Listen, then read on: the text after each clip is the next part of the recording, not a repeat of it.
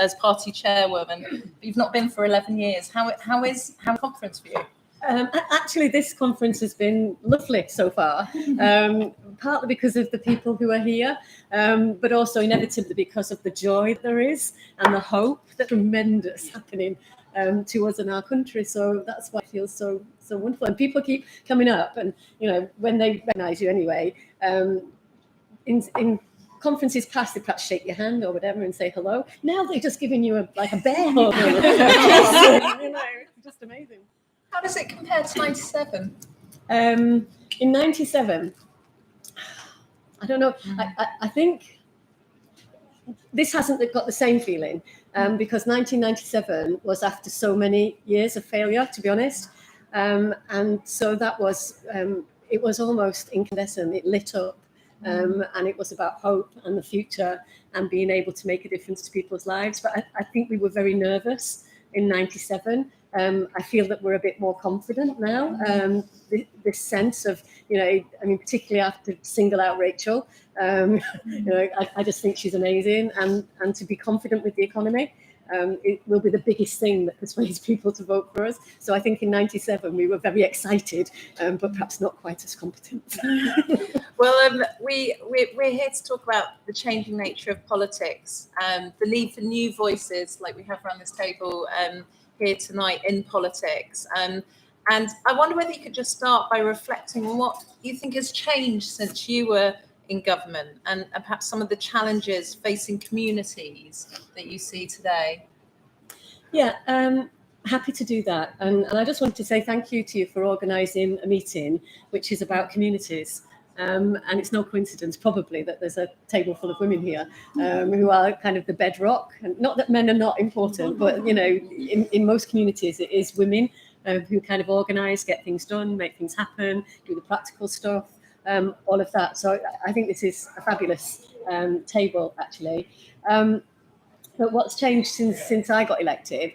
I don't know. I think we're probably more realistic than we were certainly in 97. It was, a hope and a prayer and a wish and a passion, and all of that is all slightly noisy and confused. I think probably now we're more controlled, and that reassures me. I think we've got a plan. To win the election, but we've also got a plan about what we're going to do after the election and where our priorities going to be. And so the more we have the kind of calmness from Rachel and also some of the passion and the excitement as well, you've got to have a blend of both and practicality. And you'll know that my passion has always been about communities, from being a local councillor in Salford to doing all the things that I've done in my life. And actually, if you can harness the power of communities, you have a tremendous vehicle to make long-term and lasting change. I did the white paper, Communities in Control, which was all about empowerment and empowering people to make decisions with their communities, not for them. And I've always believed that if you want to make a place to heat, which they haven't got at the moment, they need a job. And again, it doesn't have to be, a great big high-powered job, but it needs to bring some money in so that they can look after their families. And so I've always said homes and jobs are really, really important. And I don't know if I can say it in this audience, but I'm kind of a home, a job, and someone to love. And so I've always thought at one point, could we not have a kind of cooperative dating agency or a social enterprise dating agency? Because it's great to have a home and a job, but if you haven't got, people who love you and that sense of happiness, then again, you're not going to fulfil your potential. So I actually, it's quite a serious, thing that now everybody meets each other online. It can be quite an exploitative experience. We could have a social enterprise dating agency, couldn't we? That actually, was kind and inclusive and enabled you to meet people who shared your value set. There we are. I'm off on it now. Innovating before your eyes. Yeah, and so I do think that life's changed. And I think, particularly for young people, it's overwhelmingly complex. And so if people can feel part of a community, then I think that they have a stability for the longer term for themselves and their families. So I would like us to try and deal with some of the things that have happened. I mean, when I was first elected to Parliament, I was lucky enough to represent my hometown in Salford. We had our problems. We had antisocial behaviour. We had serious and organised crime. It wasn't a great place to live. So I suppose one of the best things that happened to me was being the police minister. I'm 4'11". I spent most of the 3 years looking up at police officers. They used to arrive for me in a big car, and they used to put a platform up so I could get in the car. But I did have the chance to really do things that made a difference to my community. So the whole of the antisocial behaviour agenda, and I know some of it wasn't necessarily popular, it's hard line, whatever. But when Theresa May, I think it was, she got rid of the antisocial behaviour agenda, the respect agenda, all of that, and she said it was all too expensive and too time consuming. And I thought to myself, well, you try telling that to the residents in Salford whose lives have been made, and find people flourish, and those communities flourish because they've been held down by people, who are extremely unpleasant. So we were able to do a lot, I think, in the police service. I actually brought in women's uniforms, because when I got to be the police minister, apparently the women all had to wear the men's clothing. There was no such thing as a woman's shirt that counted for your body, and they had to shorten all the men's trousers. So we brought in some of that, and we had senior police officers who were women. We had a female leader of the Met. So it did make some really big differences. Fantastic. One of the themes we've been talking about in various fringe events over the last day is the mental health crisis, and how that, particularly for young people, relates to communities and a weakening of social capital. And that was something Labour was thinking about back then, through all the neighbourhood renewal plans. Can you talk a bit about that and what we might learn from that now? Communities was really big on our agenda, and as I say, we did a white paper with all kinds of recommendations about how you could improve life for communities. But I think it's still really, really hard, particularly for young people.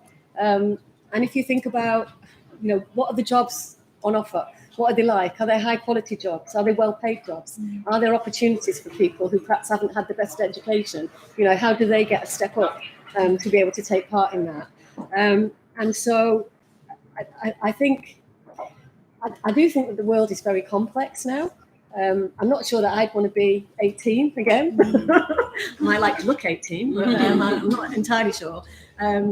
Because I think that young people are bombarded with all kinds, and particularly online and internet and all of that. I think it's very hard. And that's why I am, such an advocate of the community agenda, because if you've got good people around you, they might not be your parents, but they might be people that your friends, your neighbours, your community.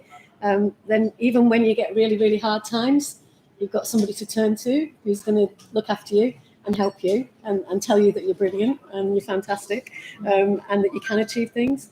So I think a good, decent community that comes together, it might not have a lot of material things, but what it can give to people is something way beyond that. It gives you confidence, it gives you hope, it gives you pleasure. And, that's the community I grew up in. We had nothing. My mum worked 3 jobs, and my dad worked in a factory. But they said to me, if you work hard, you can do anything, you can be anything. And they instilled in you, as working class parents, that ambition, you could do it. It's amazing.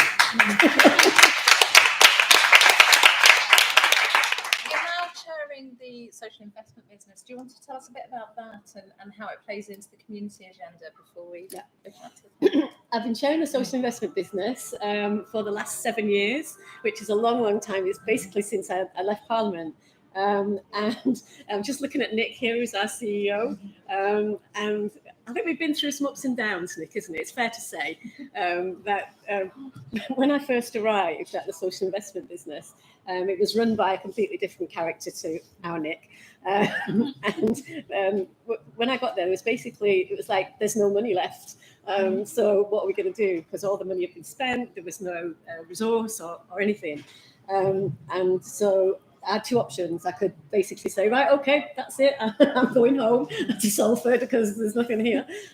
Or you can get stuck in and try and make a go of it. And sometimes social investment is quite precarious. There'll be kind of like a glut when you have a really big load of money come through from government or dormant assets, as we've got now, that kind of thing. Or actually, you're scraping round to try and bring together money to enable communities to make a difference. Where we are now, 7 years on, we have a fabulous CEO who's over there, and he'll blush if I say that. But also we have a fantastic team. Our people are basically the people who make things happen at social investment business. It's not the money, it's the people driving that kind of change. And I don't know if Jen's here, and Rayhan's here with me as well. It's been absolutely amazing. And in the last few months, we applied for the current government's Youth Investment Fund, which is £350 million to provide youth services, again, about forming young people's lives in some of the most deprived areas in our country. And we put in our bid, and Jen, who's with us, she helped do the bid. Well, she did the bid, she's over there, which was fantastic. And on the day it was announced, I was kind of metaphorically putting my arm around Nick and saying, look, it's okay. We're doing really well now. We've got loads of projects on the run. This is a massive programme. And so, it doesn't matter if we don't get it. And he said, Hazel, stop. I said, what? He said, we've won. And we got £350 million. Can you carry on patting my back? It's been a long day. Exactly.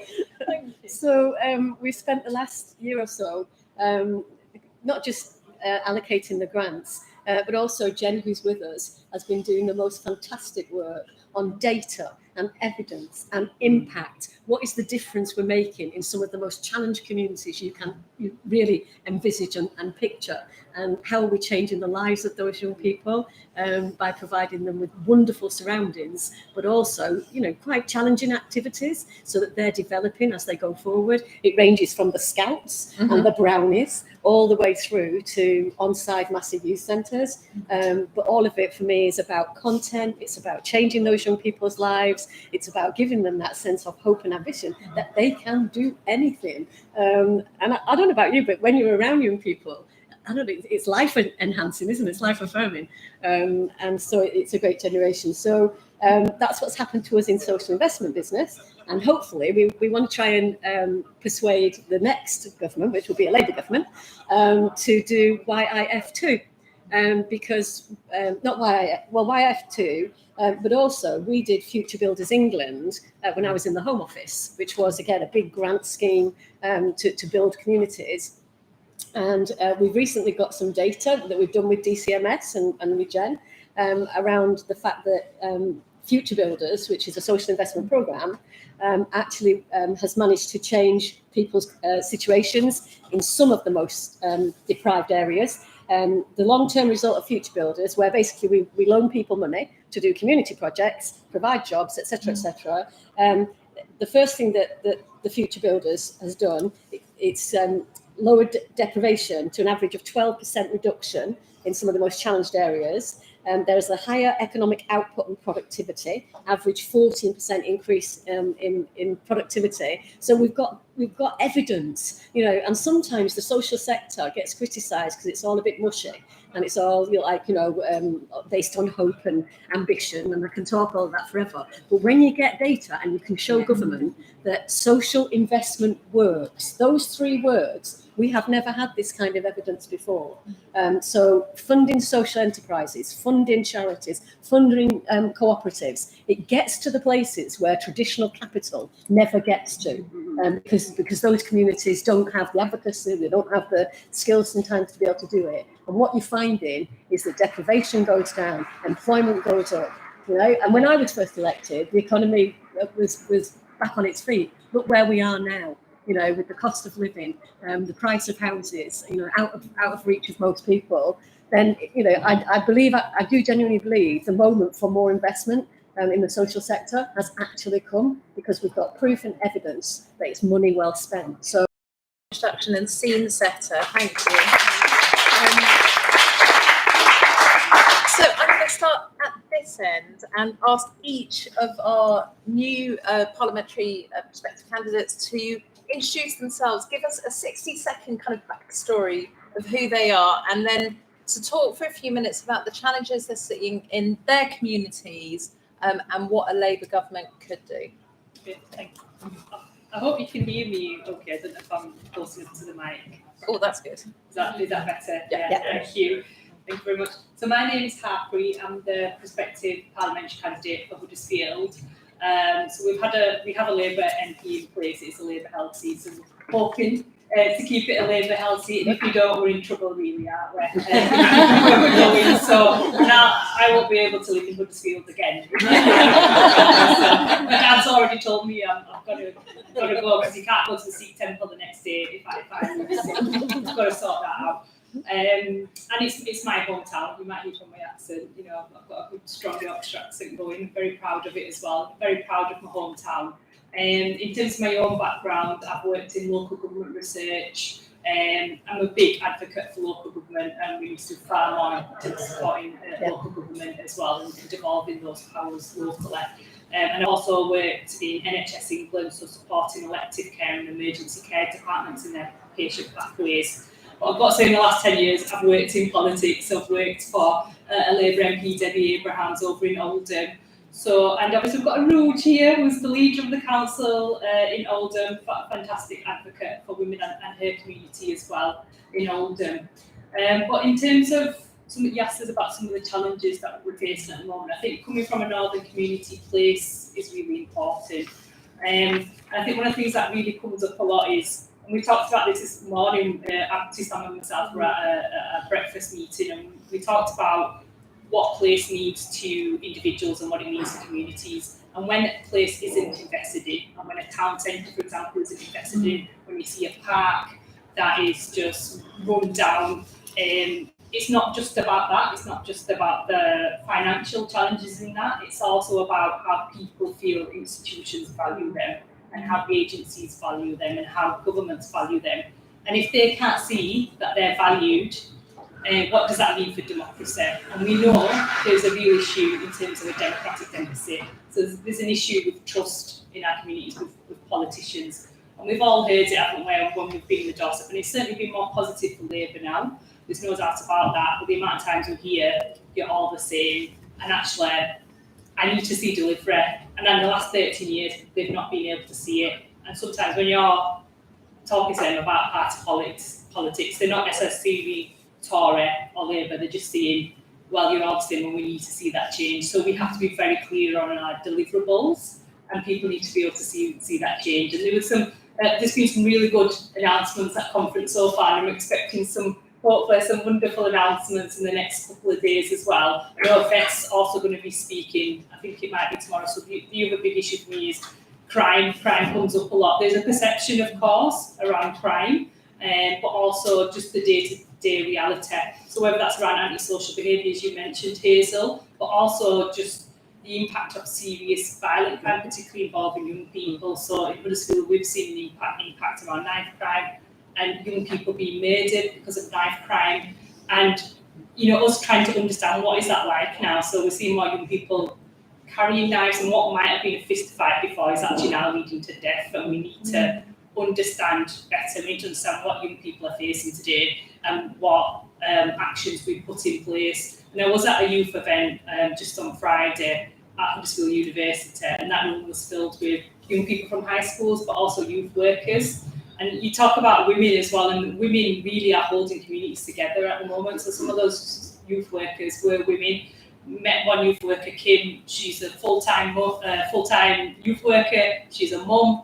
And in the little time that she has left, she's developing projects to try and help young people stay out of crime and stay out of violence. And she just said to me, she goes, we need that change of government because our young people are being failed. And it's just not good enough. And we don't have her back right now. The government doesn't have her back. And Labour's got to have her back, when we get into government. And that, for me, is that if we're able to see that people can see us as a government that will deliver for them and their communities, I think that's going to be one of the most important things. And I'll just quickly mention housing. I work for an MP. There'll be councillors here as well. I know our casework inboxes are filled with housing, and too many families in temporary accommodation. I'll just mention one case where a young mum came with her son, who's autistic, but in private accommodation. The landlord's wanting to sell up because he can't afford the mortgage anymore.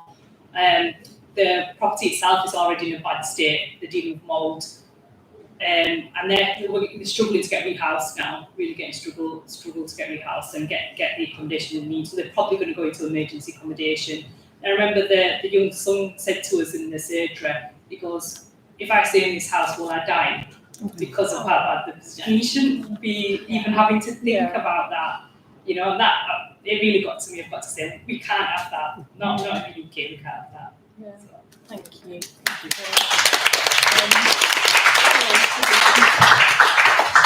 Hi, my name is Emily Darlington, and I'm from Milton, Keynes Central, not to be confused with Lola, who is actually going for the seat in Darlington. We do get confused quite a bit, actually. So my background is I have a love-hate relationship with politics. So I've been in and out of politics because I hate the way it's conducted. I hate the way it's about cliques and who's in and who's out and who's up and who's down. And I didn't do well in secondary school when that was going around. I don't do well in it now. But I keep getting pulled back into it, despite having run a business and worked for Design Council and Nesta and the GMB Union and all those other organisations. I get pulled back into it because it's the only place you can make real change. Yeah. And I never thought I would actually stand to be an MP, but people kept saying, if you don't stand and change it, people like you don't put yourself forward, it's never going to change. And that's what's so important. And I just, first of all, want to absolutely congratulate Hazel and Demos for pulling together a panel without saying it's a women's panel. Yes. It's all women. So, and I think it's actually very relevant as well, because women don't have time or patience for that. We know how bad it is. We're taking care of our kids, we're taking care of our friends, we're taking care of our elderly parents, we're taking care of the community. We're filling in all those gaps and cracks that are created by a Tory government. Well, all the women, they are women. But they are women that are turned off of politics. They think politics has nothing to do with them, it is not going to create any solutions for them, and that is our responsibility to change politics and get them to re-engage, get them to see that actually they could become a politician. They could lead Oldham Council, like a route. They could become an MP. They could be a part of their parish council. But they don't like these forums because they see them as talking shops. They see them as not getting things done. They hate PMQs because they're like, well, what a waste of time that is. Because every single day, when we drop our kids off or we take our parent to an appointment in the hospital, we see the waiting list, we see the waiting times, we see the children not being able to get a dentist appointment, our parents not getting dentist appointments, we see the food shop has doubled. We're the ones that are carrying that worry on a regular basis on our shoulders going, can we make ends meet? And can I hide this from my children? Right? I won't eat tonight so that they have a meal, and I'm not going to tell them I'm not eating tonight. And at times I see people coming into my surgery as a counsellor to do that. And it's difficult in a world where every single thing is broken. Teachers are on their knees. The NHS is on its knees. The police force would love to do more, but there's none of them. Councils are about to go bankrupt at every moment because they can barely afford to fund their statutory services, let alone things like children's centres that actually provide that support and help and relief. So for me, community, getting back to community in politics is actually about getting communities to feel like we're relevant again. Because at the moment, they don't think politics and politicians are relevant to their lives. And when you talk to young kids who do not see any hope, that they've forgotten how to dream, and they say, well, what are you going to be when you grow up? To an 8-year-old, and they're like, I don't know. When I was 8, I wanted to be a flight attendant and a surgeon and a princess and a ballet dancer, and most of all, I wanted to be some marathon runner. But with my short little legs, it was never going to happen. But more importantly, I dreamed when my dad said, if you don't like it, what are you going to do to change it? Those aren't the conversations that those kids are having these days. Their dreams are, well, I could make it as a YouTube star, but I can't afford to go to college. I can't afford to go to university. I can't afford to, I can't dream about going into the fire service or anything anymore. So if you said you wanted to know what my big thing would be for success, or do you want that's to my do the question at the end. Oh, sorry. Okay. Well, all right. But What just should give us a- Labour do? Well, I think at the very heart of every single one of our policies should it be about, will this help our children to dream again of a better world? Rather than being worried about climate change coming down, saying they're never going to have a pension, they're never going to have a house, they're never going to have these opportunities. We've got to end that despair with our young generation, who should be the ones that are the most ambitious for the future. And yet I feel like the last 13 years has ground them down and ground the dreams out of them.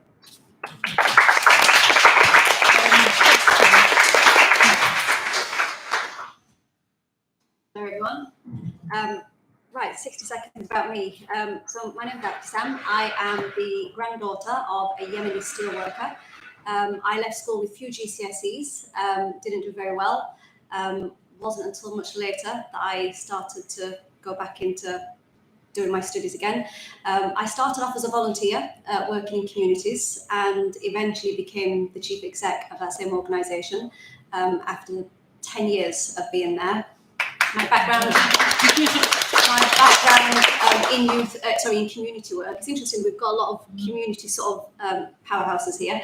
My background is working directly on the ground, whether it's with young people who've been at risk of gang violence, women fleeing domestic violence, setting up basic literacy, ESOL, a range of adult learning courses in communities. That's sort of my field, the area where I sort of find my strength and the love of communities.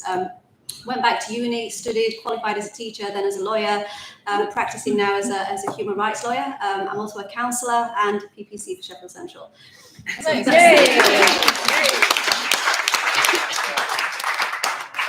that's a bit about me. So things that matter for me, exactly as Harpreet and Emily. Emily, I have brain fog at the moment, so it's that age, for me. So the things that are really important for me is community in place and how we make communities feel pride in where they live. And the reason for that is that's the reason I got involved in politics. So when I was working throughout the voluntary sector, it was the investment being taken away from communities, services closing down, communities looking more and more dilapidated, buildings being derelict, lots of empty places that just weren't being renovated.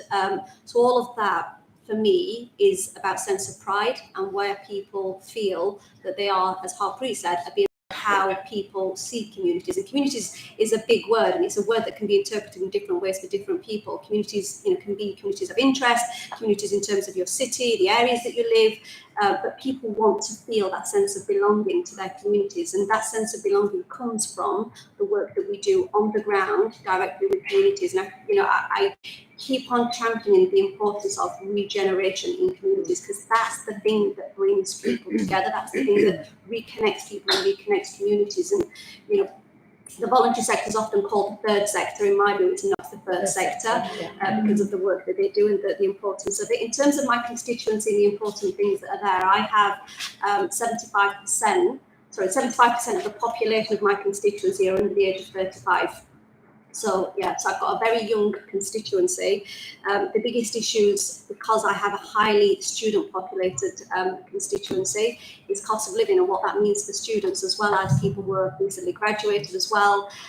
Student maintenance grants have not gone up with inflation, and so students are struggling to live on the same amount of money that they've been given 3-4 years ago, and it's just not enough to make ends meet. The other big thing that keeps coming up is housing, and that's not just building new homes, which I know we've got a really ambitious strategy on. It's the existing state of our housing stock, and whether that's private rented or social housing is just not good enough. And the amount of damp and mold that people are complaining about is the number one issue on sort of my mailbox as a councillor. So there's definitely something that needs to be done there, because if people can't take pride in their homes as well, then we've got a big issue that we need to address in terms of who has the access to high quality homes, and is it just the affluent or the people that can afford to? And what does that say to communities who can't afford either the appropriate rents or are left to just accept rubbish as their homes? What are we saying to those communities that you have to put up and this is what you're given? It's just not acceptable. So I think investment in the existing housing stock and making sure that we renovate appropriately the existing housing stock for our communities so that they feel that we believe in them as well. That's me.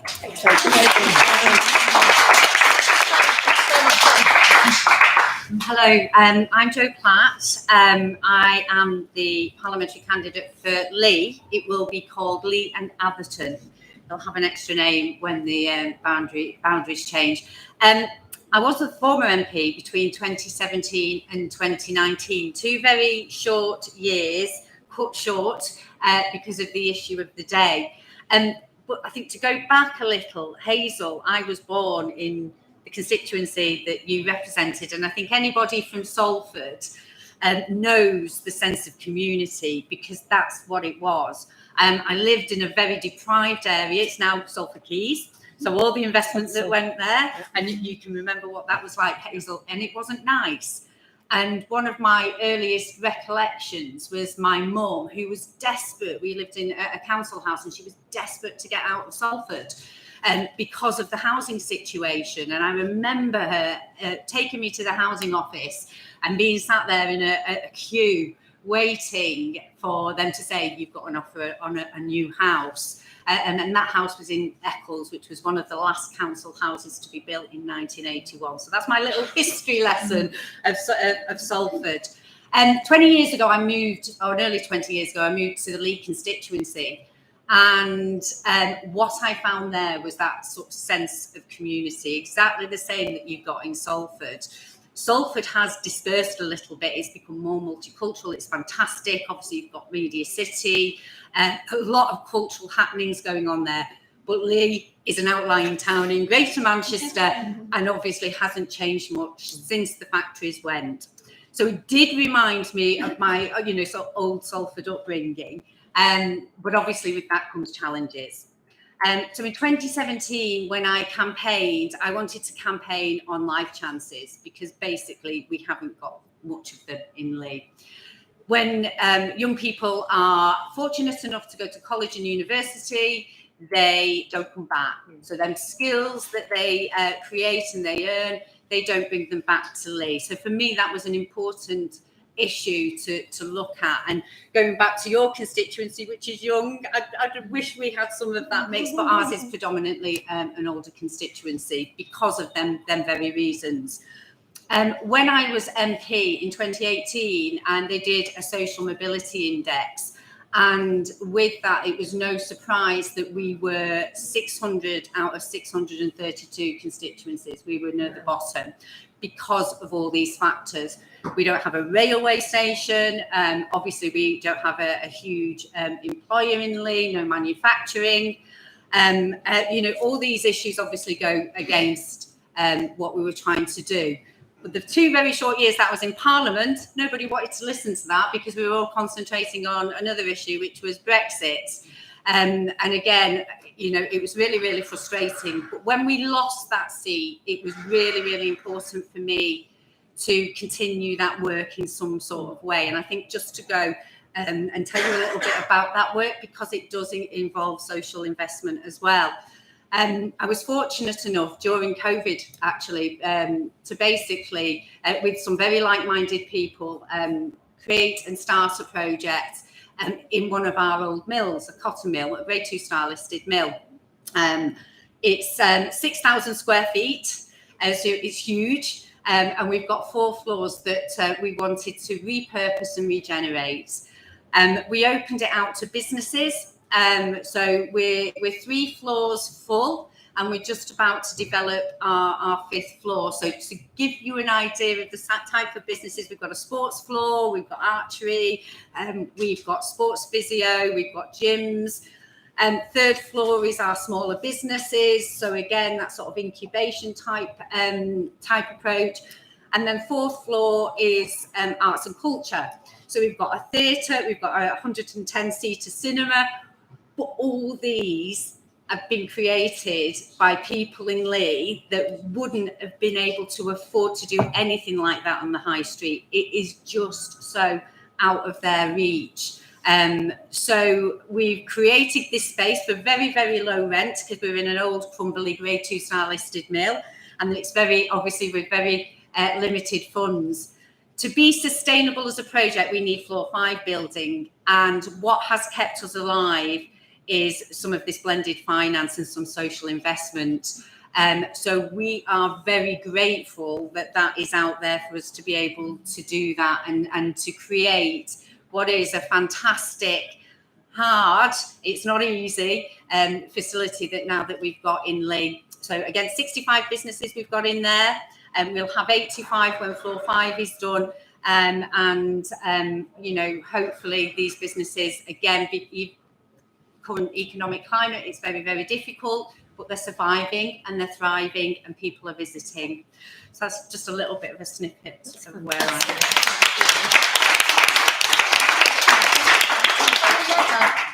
Thank you. That's a bit of a tough panel to follow. So bear with. What time is it? So my name's Lola McEvoy. I'm the parliamentary candidate for Darlington. I'm from the town and I love it. About the town is that it's full of people who look out for each other, and we don't suffer fools. We don't like being taken the mick out of, and I think that's why we're hoping to vote for change this time when we get a general election.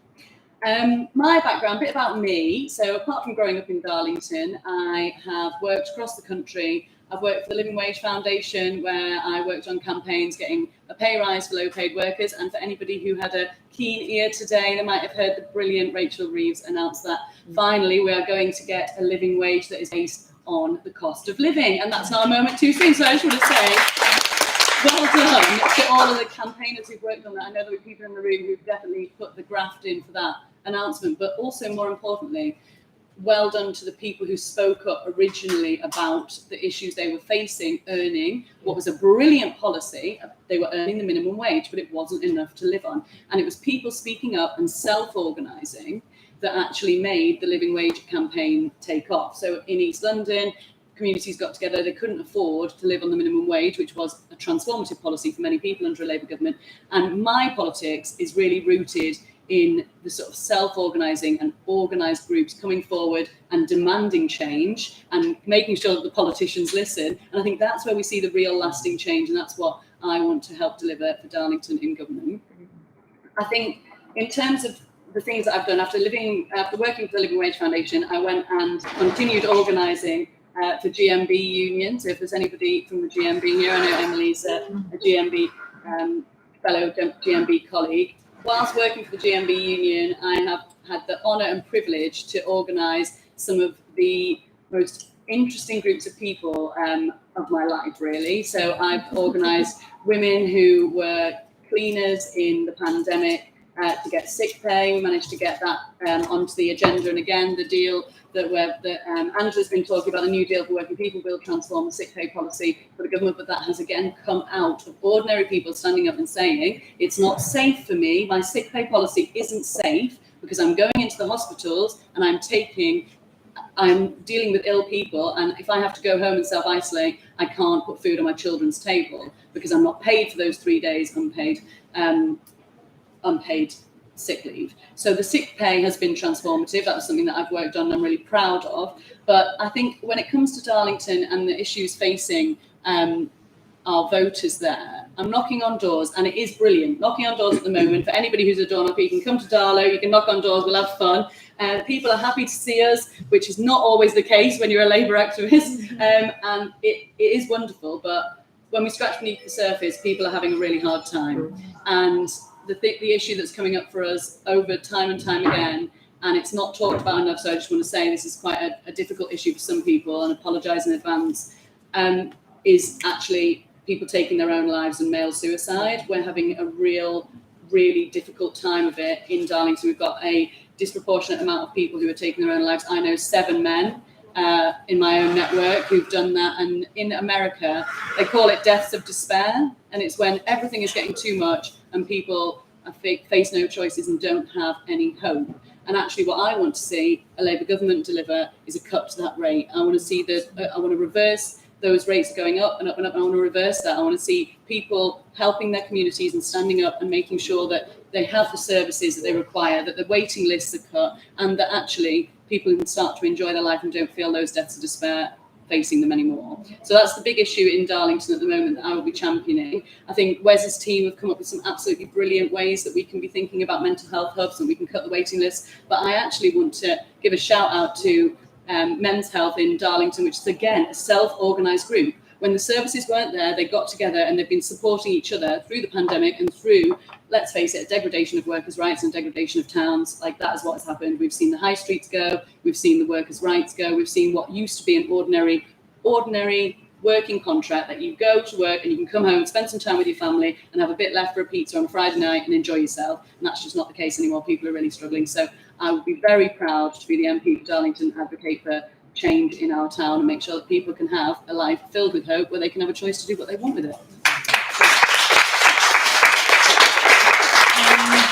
I feel quite excited having heard all of that, and I feel like there's something different that I'm hearing from you that I hear from senior politicians in the Commons at the moment, which is about reconnecting with people. So through your communities, but actually also fixing some of the problems around trust between our elected people and communities. I just wanted to reflect. I wrote down a word for each of you. So Harpreet, you were talking about trust. Emily, you talked about change. Abtisam, you talked about pride. Joe, regeneration. And then Lola, you didn't talk about one word, but people who look out for each other. I almost think there's a manifesto kind of actually in those words pulled together. And it was really, really striking to me. But I wanted to bring in some contributions or reflections or questions from the audience. Our friend at the front, lady at the back, and then here as well, please. Do we have mics coming around? Do we need them? We probably don't. Shout. Go on, shout. And so mine's not a question, but it's more a comment and reflection. Mm-hmm. I think it's so liberating to actually listen to a panel where every speaker is actually interested and has something that you want to hear to say, and that's the most refreshing thing. And I have to say, second day at conference, it feels like I've been here for a month, but honestly, so much. Hazel, you mentioned hope and aspiration, and I know that's been your mantra in politics, really, because I know Hazel for a long time.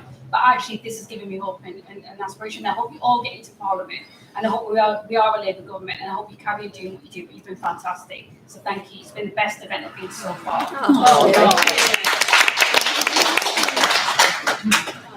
I'm the last 10 years, and I think what I worry about is even when they get to change the policies, that we need to keep that awareness and continuity across all parliamentary groups.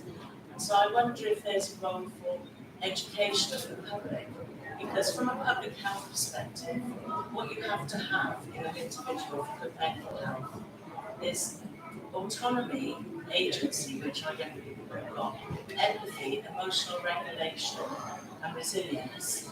And that applies at an individual, family, community, and society and infrastructure level. So I would like to see education of the public, because my experience was that evidence doesn't influence ideology. When you work in a right-wing council, you can have all the evidence in the world, and it's like banging your head against the wall. And sorry, what was your name? Linda. Thank you, Linda. Thank you so much. And on the front left here as well. My name's Emma. I'd like to echo as well what you're saying about this being very inspiring. For me, I was born in '96, so I grew up under New Labour, and then a lot of my adolescence and early adult life has been the last 13 years. And that has actually been, and this conference has made me realise actually how demoralising actually it has been to sort of enter adult life and that. And while it's inspiring to listen to you, I'd be interested as well to know, I know you each touched on sort of what got you into politics, but what keeps you going? Yeah. Because it's very easy to just sort of put your head in the sand and Have a baby. want more money. And also with what blood. It's all right, there's an app coming. It's all Yeah. fine. My first question, and then the second sort of part of that as well is having grown up sort of in austerity and without youth access to youth clubs. I'd just be interested as well what you think in a post-COVID TikTok world community actually would mean for younger people, and if you've got just any visions or ideas for that. Such good questions. Yeah. Thank you. Really, really interesting. Hazel, I wonder whether you wanted to take the education question, and then we'll open up to the rest of the panel on the other two. In terms of Linda's. Linda's question about not just educating the public but educating the decision makers. I think that sometimes there is a real gap, and it's hard to ask local government to know everything, if you like. But I do think that there is, particularly around the public health agenda. I was public health minister for a couple of years, and in many ways, public health is the kind of definition of community, because you're doing it together. It's not the doctor doing something to you, it's your community kind of really boosting you and helping you look after your children, helping you look after sometimes your elderly parents. That public health agenda, I think in our early years, after 97, actually did get focus, and it got priority, and it got funds, because you need money to be able to do all of that. I would say in recent years, the public health agenda has really, really struggled to get any kind of priority. We're still now in the realm of, if you like, medical people doing things to you, rather than people doing things together in a community. And I think that's probably wasteful, because you don't get the same kind of impact that you do from public health. But I do worry that it's gone right down the agenda, and I think a new Labour government has got to come in and put public health really up there for people in a place. We're talking about communities, we're talking about places, we're talking about housing and jobs and incomes. These are all very local issues, but they are fundamental to people's sense of health and well-being, both physically and in terms of mental health. And if we don't get this right, if it isn't a great place to live and work and bring up your children, then you are not going to achieve the potential that you have, and your children certainly are not going to be able to do that. So I would say that our next Labour government, which is clearly on its way, ought to be making public health a real priority. Thank you. So the other two questions were, what keeps you going? Because this is not an easy job. And separately, what does community mean for young people today in the age of post-COVID, TikTok, how community is changing for young people? And if I start and move this way, I'll give everyone a chance to come back on either one or both of those. Yeah, absolutely. In terms of what keeps me going, actually, there's a big thing, is it, coming up. A Labour government is what keeps you going, really. And I've got to say, to be a candidate right now on the cusp of potential, and we can't take anything for granted, we've been told. we can't take anything for granted. Morgan's telling us every day we can't do that at all. We should be talking about a next Labour government, but to be on the cusp of it, I mean, it's just so exciting, the potential that we might have, the influence that we can have on a Labour government that we wouldn't have on a Tory government. I mean, that's absolutely immense. But again, it's about bringing it back to our community. So for me to be able to make some change in my local community, I never thought, when I was a kid, I never thought I would be here. And I was never taught at school that we thought people from our community could do it. My dad said that to me. I never thought my daughter would be able to do this. My dad coming here as a weaver in the 60s and stuff. So, that's what keeps me going. I've got to say, my community and the impact we can potentially have on those communities in government. And just in terms of youth access and what we can do, I'll just be very quick on that. I shouldn't be the one making the decision on it. I'm 41, and I know actually for young people today, I don't get it at all. I just don't understand it. I didn't grow up with social media and all the rest of it. I was living in a very different world altogether. So we actually need to speak to them. And the one thing that came out of that youth conference I went to in Huddersfield on Friday was that you're not listening to us, policymakers aren't listening to us. We've got to bring them in And they've got to be helping us make those decisions. Including giving them the vote. That might help, mightn't it, Paula? Yeah, I absolutely agree. Spot on. Thank you. That's a first for you. She'll have t-shirts. So what keeps me going is my girls. I have 2 girls, 7 and 12. And particularly the 12-year-old, I see how much she's taking on this weight of the world. She worries about the climate. She worries about what's happened. She worries about who's going to take care of myself and my husband in our old age. She just worries, and everything kind of, it piles on her. And for me, I can't tell you what is cool, because she constantly reminds me that I am not cool, definitely not cool, and very, very embarrassing, according to my 12-year-old. But the key thing is, I agree with you, Harpreet, is to listen, but also we can do things differently. We know that mental health, particularly that lower level, I don't want to say it's lower level, because when you're affected by it, it is awful, but anxiety, depression, we know how prevalent that is. And why are we turning to an American solution that are just handing out pills? And we've seen those prescriptions go through the roof. So in the Lakes Estate, which is not only in my council ward, and I wear a cabinet member for adults, housing and healthy communities, in our region area of the Lakes Estate, we looked at those prescription levels and we said, regen's about more than housing. It's about job opportunities, but it's also about your health and well-being. And that loneliness and those low-level mental health, what can we do? Well, there's nothing that council can do. It's not your mother, right? Too often people think the council is your mother or your father and they're going to come and solve it for you. No, what we need to do is empower the community to be able to do that. So get funding off the NHS, and we've got clubs now. We've got bingo clubs and we've got talking cafes and all of these things run by the community for the community. Because if I came in and said what I thought was cool, they would all laugh me out. So it's actually about giving away, really devolving that power, devolving those decisions is how you show you're actually listening. And people know themselves and know their communities better than any politician or official in Westminster ever could. Thank you. Just remind me, what was the question again?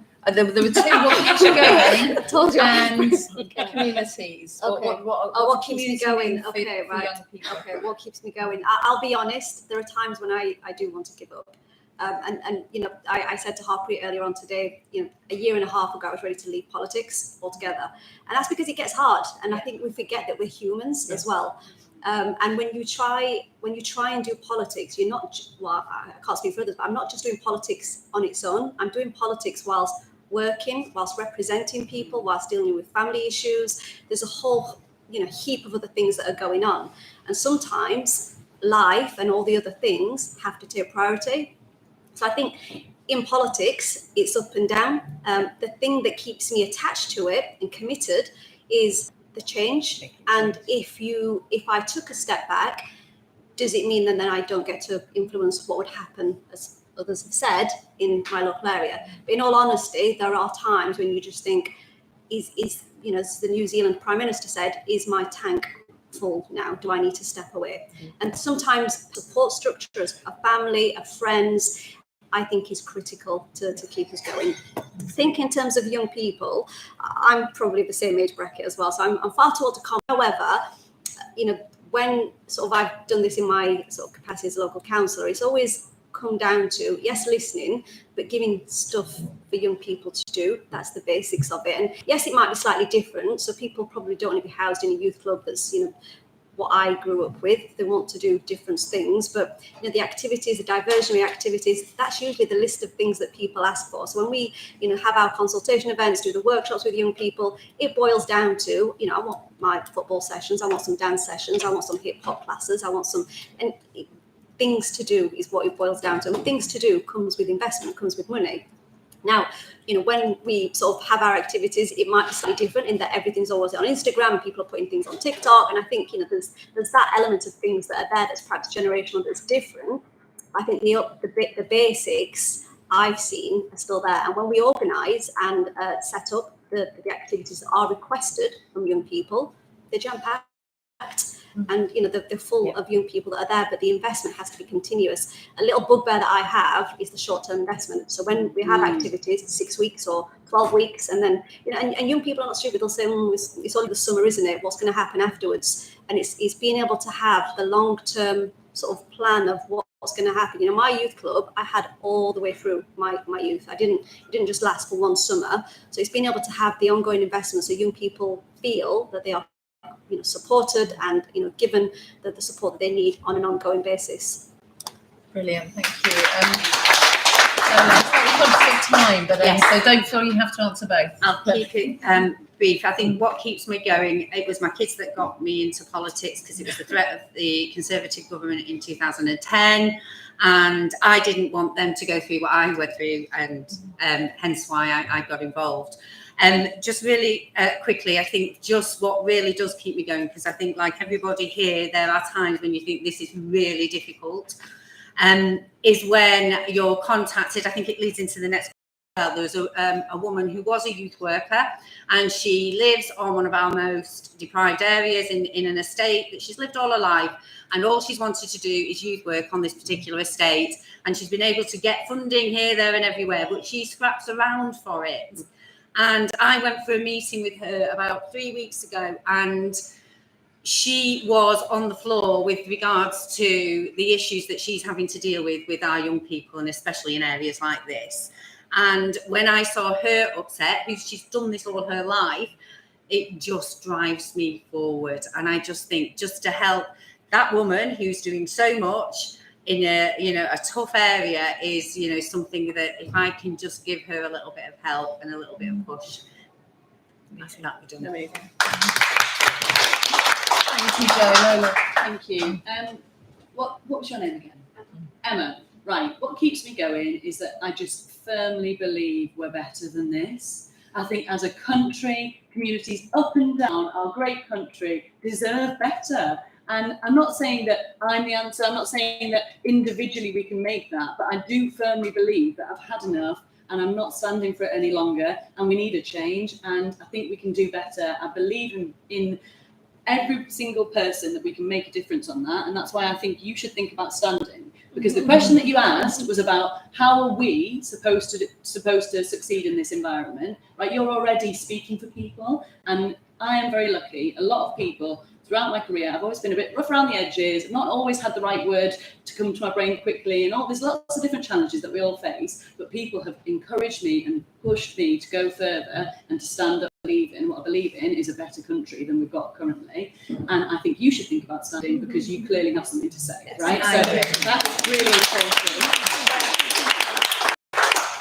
Just on the final point of what young people are facing at the moment, I do not envy you one bit. And you have got to get involved, and you've got to get your peers involved, and you've got to shape policy, because the rest of us do not know what we're doing in terms of youth policy. The internet is like the Wild West. It's unregulated. The worries that I have for my daughter, but also for people of school age, the Snapchat, all of the stuff that is going on with people, and the right to deletion has got to be there. People cannot be having a digital CV and a digital footprint that in 10 years after they've sent something to somebody one night when they just fancied them, that can come back up to an employer and ruin their career. It just can't possibly be the case. The anxiety that is causing young people that I speak to is through the roof. That is contributing to the mental health crisis. Meanwhile, everything else is imploding around them. How are they supposed to have any hope?